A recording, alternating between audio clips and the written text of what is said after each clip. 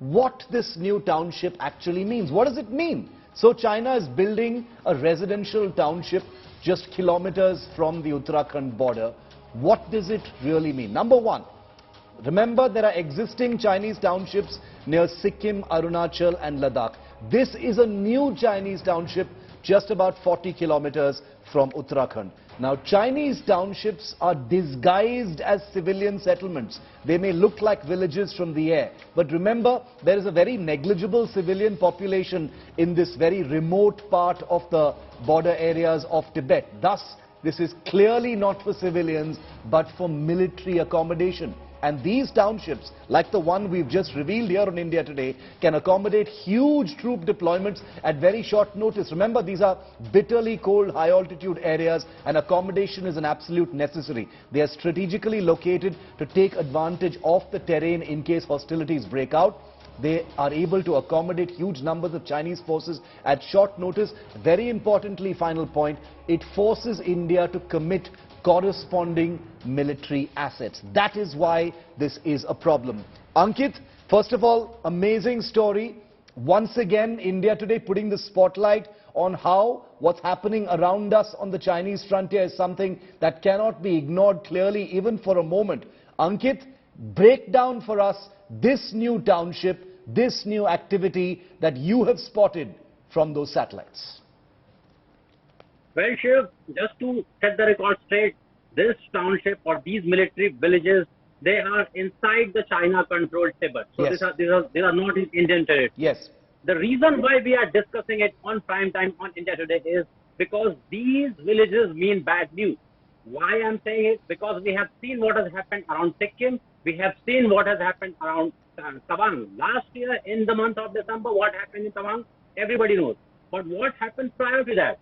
Prior to that, just 6 months or 8 months before that, China started constructing a similar military village just opposite Tawang. Yes. And 6 months or 8 months after that, Tawang incident happened.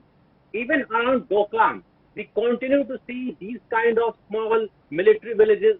They are mushrooming around Doklam. We are just waiting, perhaps, that situation to come to life. We don't know what will happen. Depends a lot on what Bhutan takes, because those villages are in Bhutan.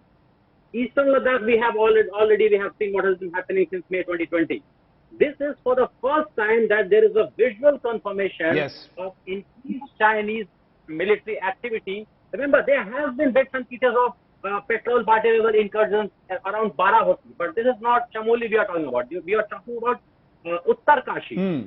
It's the western part of the Uttarakhand state. That area has largely remained, kind of peaceful relatively if we compare with Eastern Ladakh, if we compare with Arunachal Pradesh.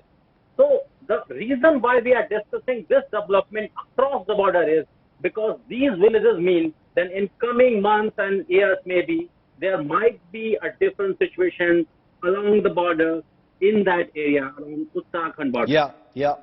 Very, very interesting. And, this is ominous. General Kulkarni, what are your first impressions of this? It's not like India doesn't expect China to do this kind of thing. I think India is well past the, phase of being caught off guard. But this kind of provocation, it's fooling nobody. Nobody is going to sit here and think that this is a civilian village or a civilian settlement. It's obviously, meant for the People's Liberation Army. And this is obviously, a military tactic. What do you think, General? Thank you very much, Shiv, and I must even thank Ankit to have brought to the notice of our countrymen as to exactly what Chinese are doing. China can't be trusted, and especially after Galwan, the way they have galvanized their forces all along. There is no denying the fact, the kind of structures that have come up in Tibet, deep in about 100, 150 kilometers inside, with the kind of infrastructure that has come up, the railway lines that have come up, the airstrips that have come up, the heliports have come up, helipads have come up, lovely infrastructure, roads have come up, the kind of equipment, the military equipment meant for war, this thing have come up over there.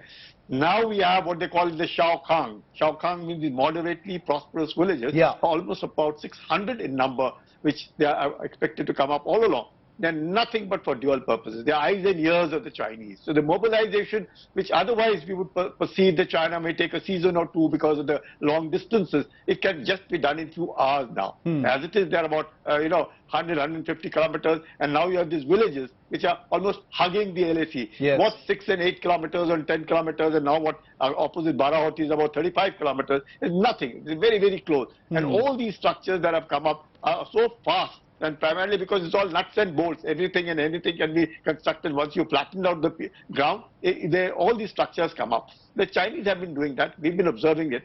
And I must tell you from my personal experience at Pengang Shore, at Figure 8, they would have a small hut over there with an old couple. And every time we would be approaching, the couple would have already informed that the Indians are coming. Amazing. And therefore we would find their vehicles come right opposite us. So this kind of a thing which the Chinese would do, it is definitely very worrisome, because 648 of these Chao Kangs which are going to be coming up, which are dual purposes, with all the facilities. They have communication towers, good roads, health centers, shopping complexes, what have you, and about more than 1,000 people can be accommodated in all these villages are concerned.